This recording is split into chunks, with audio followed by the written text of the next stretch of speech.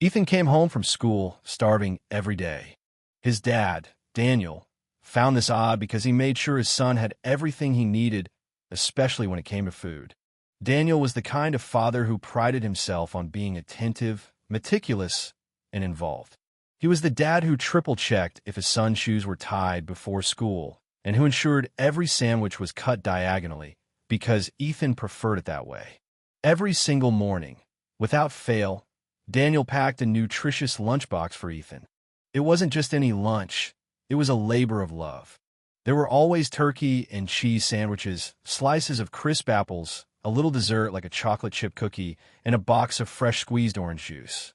Daniel believed that no child should sit through class with a growling stomach, especially his son. But for the past few weeks, Daniel had noticed something that didn't sit right. Every afternoon, when Ethan walked through the door, he went straight to the kitchen, tearing into the fridge as if he hadn't eaten in days. It wasn't just normal after-school hunger. This was different. Ethan ate like he was starving, like the meals Daniel had packed never existed. At first, Daniel brushed it off. Maybe Ethan was hitting a growth spurt. Maybe the extra energy from gym class or recess had his appetite raging. But as the days stretched into weeks, the pattern stayed the same. It reached a point where Daniel couldn't ignore it anymore. One evening, after Ethan wolfed down a second helping of spaghetti in record time, Daniel spoke up. "Hey, champ," he said casually, stirring his own plate of pasta. "Are you eating your lunch at school?" Ethan paused. His fork hung mid-air for a fraction of a second before he shoved another bite into his mouth. "Yeah," he mumbled, avoiding his dad's eyes. Daniel frowned. Ethan wasn't a good liar, and that hesitation was all he needed to know something was off. "You sure? Because you come home like you haven't eaten all day." Ethan nodded a little too fast. "Guess I'm just extra hungry lately." Daniel didn't push the conversation any further, but he didn't let it go either. He made a mental note to keep an eye on things. The next morning, after packing Ethan's lunch like always, Daniel took special care to remember every detail. 2 sandwiches on whole grain bread, 1 Granny Smith apple sliced neatly, a homemade oatmeal cookie, and the usual juice box. He even snapped a quick picture with his phone, marking where each item was placed. If something was missing or out of place when Ethan returned, Daniel would know. That afternoon, as soon as Ethan stepped off the school bus and walked through the front door, Daniel watched him. Sure enough, his son made a beeline for the fridge, pulling out leftover chicken from the night before. "How was school, buddy?" Daniel asked, his tone light. Ethan shrugged. "Fine," he answered, already chewing. Daniel waited a few moments, then casually reached for Ethan's backpack. "Mind if I check your lunchbox? Forgot to clean it out yesterday." Before Ethan could stop him, Daniel had already unzipped the front pocket and pulled it out. He opened it slowly, half hoping he was wrong. But it was empty. Completely empty. No apple core. No crumbs. No half-eaten cookie. Nothing. Daniel stared at it. "You ate everything?" Ethan swallowed hard. "Yeah." Daniel's eyes narrowed. His son was a slow eater. He picked at his crusts. There was no way he'd scarf down 2 sandwiches, fruit, dessert, and juice without leaving a trace.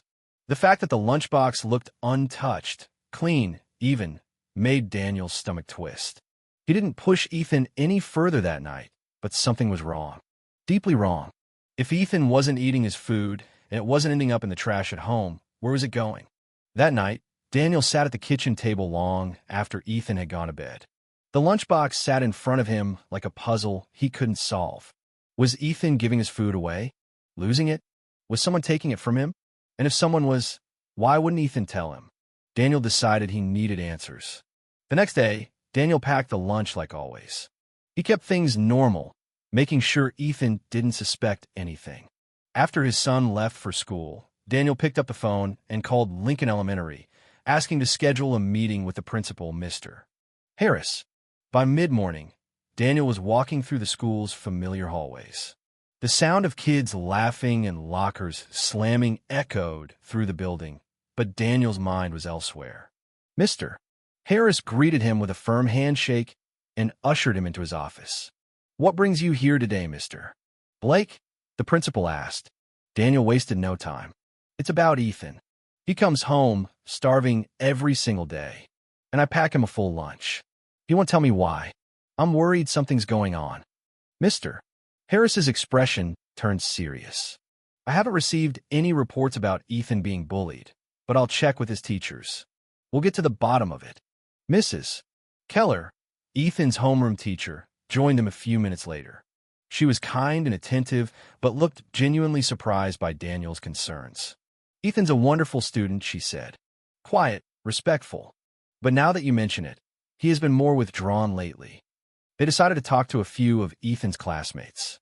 Daniel watched as 3 students were brought in, 2 boys and a girl, all of whom were close friends with Ethan. Have you noticed anything strange about Ethan lately? Mr. Harris asked them gently. The kids exchanged glances. Finally, one of the boys spoke up. He never eats with us. Daniel leaned forward. What do you mean? The girl shrugged. He says he's not hungry, or he walks away. Daniel's pulse quickened. Are you sure you've never seen him with his lunchbox? The second boy hesitated. I think I saw him throw something away once, but I didn't really think about it. Daniel was struggling to make sense of it. Why was Ethan hiding his lunch? Why would he pretend not to have food? Then Mrs. Keller said something that made Daniel freeze. There's one more thing. Ethan acts nervous around Mr. Whitaker. Daniel's head snapped toward her. Who's Mr. Whitaker? Our new math teacher, she replied hesitantly. I can't say for sure, but Ethan seems different in his class. Mr. Whitaker. Daniel's jaw tightened. He requested to meet Mr. Whitaker immediately. Mr. Whitaker was in his mid-30s, tall, with sandy blonde hair and a clean, professional look. He greeted Daniel with an easy smile, but Daniel wasn't fooled. I was hoping we could talk, Daniel said, standing stiffly in the math classroom after the last bell rang. Of course, Mr. Whitaker replied smoothly. What's on your mind? Daniel didn't beat around the bush. My son isn't eating lunch. His friends say he doesn't bring it out, and his teacher says he acts nervous around you. Mr. Whitaker tilted his head slightly. And you think this has something to do with me? I don't know yet, Daniel said, watching him carefully. But I intend to find out. The math teacher's expression didn't change. He kept his answers rehearsed and polite. Too polite. Too rehearsed. Daniel walked out of that classroom more convinced than ever Mr. Whitaker was involved. That night, Daniel came up with a plan. He ordered a small recording device and, the next morning, tucked it into Ethan's backpack before school. The day dragged on. When Ethan returned home and went upstairs, Daniel retrieved the device and plugged it into his laptop. He listened. At first, it was normal school noise. Then, around lunchtime, he heard it. A zipper. A pause. And then, give it to me. Daniel's chest tightened. Silence. Then rustling. You know the rules, the voice said, low, steady. Mr. Whitaker's voice. Can I keep the apple? Ethan asked, his voice small. A pause. Eat it quickly, and don't tell anyone. Daniel sat back in his chair, his hands trembling. He had the proof. Daniel called Mr. Harris immediately, demanding a meeting. This time, he played the recording in full. The principal's face darkened with every word. This is unacceptable, Mr. Harris said quietly. You think? Daniel snapped. Now, what are you going to do about it? By the next morning, Mr. Whitaker was suspended. An investigation followed. It turned out Ethan wasn't the only victim, but he was the one brave enough to help stop it. It took time for Ethan to heal. He was hesitant at first, worried the teacher might come back. But Daniel was there every step of the way, assuring him that the nightmare was over. One morning, Ethan hesitated by the front door. Are you sure it's safe now, Dad? Daniel crouched down, meeting his son's eyes. It's safe. You're safe. Ethan nodded slowly and climbed onto the school bus. As he waved from the window, Daniel finally saw something that had been missing for weeks, relief. Mr. Whitaker resigned before the investigation could fully conclude. Daniel made sure the school implemented stricter oversight. Nothing like this would happen again. That night, as they sat at the dinner table, Ethan ate without hesitation. No fear, no witty, just a boy enjoying his meal. Later, as they sat on the couch, Ethan leaned against his dad and whispered Thanks, Dad. Daniel smiled, wrapping his arm around his son's shoulders. Always. And for the first time in a long time, everything felt right.